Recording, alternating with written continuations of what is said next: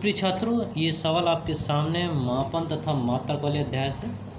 इस सवाल के द्वारा आपकी जितनी भी त्रुटियों में भिन्नताएं हैं वो सब क्लियर हो जाएंगी, इसलिए अच्छे से सवाल को देखते हैं।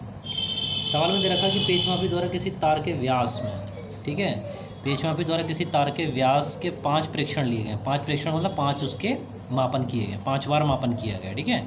एक बार जो नापा गया उसमें 1.256 आ रहा है, दूसरी बार में 1.260, तीसरी बार में 1.246, 4 टाइम में 1.250 और फिफ्थ टाइम में 1.263 सेंटीमीटर है। तो स्क्रू गेज या पेच मापी के द्वारा ये प्रेक्षण लिए गए, ठीक है। तो ये प्रयोग किए गए और इस प्रयोग के द्वारा क्या करना है, उस तार का व्यास में आपको औसत मान निकालना है, दूसरा निरपेक्ष त्रुटि का औसत मान निकालना है, थर्ड में आपेक्षिक त्रुटि या भिन्नात्मक त्रुटि पूछी है और चौथे में प्रतिशत त्रुटि की गणना करनी है, ठीक है। तो देखते हैं, सबसे पहले हम लोग देखेंगे उसके औसत मान का निकालना, ठीक है। तो तार के औसत मान को निकालने के लिए सीधा मतलब है कि तार के व्यास के 5 प्रेक्षण जो आपने लिए हैं उनको क्रमशः करके लिख लीजिए। अब आ जाइए उस तार का औसत व्यास, ठीक है। तो तार का औसत व्यास, तो औसत व्यास निकालने का तरीका वही है जैसे आप औसत मान निकालते हैं, यानी टोटल संख्या में सबका उठाकर जोड़ देंगे आप और कुल संख्या से भाग लगा देंगे, यानी 1.256 plus 1.260 plus 1.246 plus 1.250 plus 1.263 centimetre, ठीक है। तो इन सबको आप जोड़ देंगे और 1 2 3 4 5 प्रेक्षण है, 5 प्रेक्षण से आप इसको डिवाइड कर देंगे, भाग लगा देंगे। तो इस प्रकार इसको सॉल्व करने पे जो मान आपको प्राप्त होगा वो आपका क्या हुआ, औसत मान हुआ, ठीक है। अगर औसत मान कहेंगे या अगर व्यास दे रखा है तो चूँकि यहाँ व्यास नापा गया इसलिए व्यास हो जाएगा, तो भाग लगा देंगे। भाग देने के बाद जो मान आपके पास आएगा उसको आप डी बार से दिखा दिए, औसत को से रिप्रेजेंट करते हैं, प्रदर्शित करते हैं। भाग देने पे जो मान आएगा 1.255 इतना सेंटीमीटर आएगा, ठीक है। सेकंड पार्ट पे आते हैं। इसका दूसरा वाला पार्ट कह रहा है कि निरपेक्ष त्रुटि का औसत मान, ठीक है। तो पहले निरपेक्ष त्रुटियाँ आपको निकालनी पड़ेंगी अलग अलग मानों की, वो कैसे निकालेंगे उसको देखते हैं। देखिए, इस सवाल को करके आपके सारे कॉन्सेप्ट, इसमें जितने भी प्रतिशत त्रुटि के संदर्भ में आप लोगों के दिमाग में मतभेद रहते हैं वो सब क्लियर हो जाएंगे, ठीक है। तो सेकंड पार्ट में हम लोगों को निकालना है इसका निरपेक्ष त्रुटियों का औसत मान, तो उसके लिए अलग अलग मापों पर निरपेक्ष त्रुटियाँ निकालेंगे, ठीक है। तो इसको लिख लेते हैं, अलग अलग मापों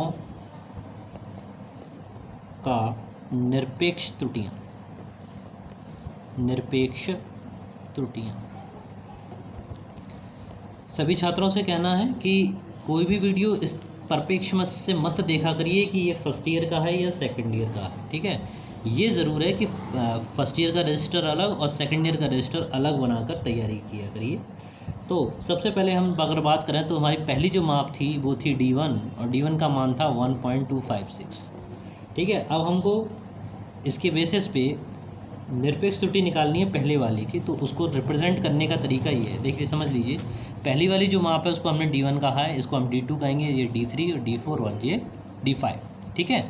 तो यहाँ पर D1 का मान 1.256 लिख दिया। अब डेल्टा D1 निकालने के लिए आपको क्या करना पड़ेगा कि ये जो D औसत मान जो आपको निकाला है उसमें से आप इस D1 को माइनस कर देंगे। क्या मतलब हुआ कि D बार माइनस D1, ये करना है आपको, ठीक है। इसके द्वारा आपको D1 में निरपेक्ष त्रुटि का मान पता चल जाएगा और इस वैल्यू को जब आप मान लगा के सॉल्व करोगे तो D का मान कितना है, 1.255 है, माइनस करेंगे D1 का मान 1.256 आएगा, ठीक है। अब यहाँ पर ये बात ध्यान रखिए कि ये जो ब्रैकेट लगे हुए हैं दो, ठीक है, ये मॉड का निशान है, मतलब जो भी राशि आएगी वो धनात्मक होगी, माइनस में नहीं आएगा। जैसे यहाँ पर ये प्लस की वैल्यू है 1.55 और ये वैल्यू ज़्यादा है, तो 1.25 से अगर मैथमेटिक्स के अकॉर्डिंग देखें तो ये वाली जो वैल्यू आनी चाहिए वो आनी चाहिए कितनी, माइनस का 0.001 आना चाहिए, ठीक है। लेकिन हम यहाँ पर माइनस का यूज़ नहीं करेंगे और ये वाली जो वैल्यू आपकी आएगी ये आप लिखेंगे कितना, 0.001 इतना सेंटीमीटर, ठीक है। तो ये आपका डेल्टा D1 आया। इसी तरह से डेल्टा D2 निकालेंगे। तो अब सबकी समझ में आ रहा होगा कि डेल्टा D2 कैसे निकलेगा, वही D औसत मान वाला आएगा और D2 जो दूसरी वैल्यू है वो आएगी, कितनी वैल्यू थी D2 की ऊपर अगर ध्यान दें तो 1.260 थी, ठीक है। तो 1.255 ये वैल्यू आपकी D बार की और 1.260 ये D2 का मान है, ठीक है। आप माइनस करेंगे तो वैल्यू आएगी 0.00 और कितना आ जाएगा आपका 5, ठीक है। ये वैल्यू आपके पास में आई। इसको सीधा कर लें, सीधी लाइन से रिप्रेजेंट करेंगे तो ये इतना सेंटीमीटर। ठीक है, इसी तरीके से अब आगे आप लोग खुद करिएगा, मैं डायरेक्ट इसकी वैल्यू बता रहा हूँ आपको। इसी तरह से डेल्टा D3 का मान निकालिए, चेक करके बताइए कितनी वैल्यू इसकी आती है। डेल्टा D3 की वैल्यू जो आएगी आपकी 0.009 आएगी, इतना सेंटीमीटर। ठीक इसी प्रकार डेल्टा D4 ये वैल्यू जो आएगी आपकी, ये वैल्यू आएगी 0.005। अच्छे स्टूडेंट हैं वो इसको करके देखेंगे। ठीक है, सभी लोग अच्छे हैं, कोशिश करिए करने की। D5 मैंने प्रोसीजर बता दिया, यहाँ पर D3 को घटाइएगा, D4 को घटाइएगा और D5 को घटाइएगा D बार में से। तो इस तरीके से ये जारी सभी वैल्यूज़ आपके पास आ गई 0.008। ठीक है, तो अब हमारा जो कॉन्सेप्ट था वो क्या था, निरपेक्ष त्रुटि का औसत मान निकालना था। ठीक है, तो ये अलग अलग निरपेक्ष त्रुटियाँ निकालनी है। अब इन सब का औसत मान निकालने के लिए, यानी औसत निरपेक्ष त्रुटि जो पूछा जाएगा, औसत निरपेक्ष त्रुटि, निरपेक्ष त्रुटि की जो वैल्यू है, निरपेक्ष त्रुटि की जो वैल्यू है ये किससे निकलेगी, डेल्टा D1 को ऐड कीजिए प्लस डेल्टा D2 को, mod of delta D3 plus mod of delta D4 plus mod of delta D5। ठीक है, और इन सब के नीचे 5 से भाग लगाना होगा। समझ में आया सभी के? तो अब सबकी वैल्यूज प्लेस कर दो। पहली वैल्यू 0.001। ठीक है, इसी तरह से डेल्टा D2 की वैल्यू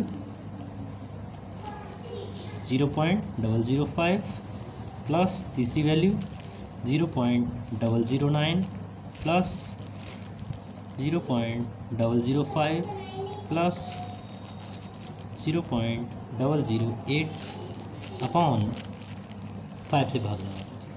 ठीक है, अब इन सब को जब आप ऐड करेंगे तो ऐड करके देखिए कितना आता है। 8 और 5 13।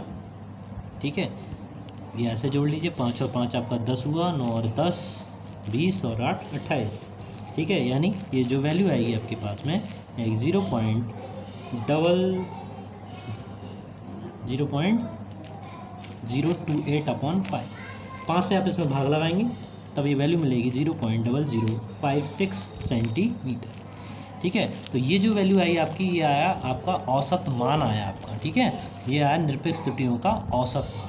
अभी अब आपको थर्ड पार्ट में हम निकालेंगे आपेक्षिक त्रुटि और भिन्नात्मक त्रुटि। आइए देखते हैं।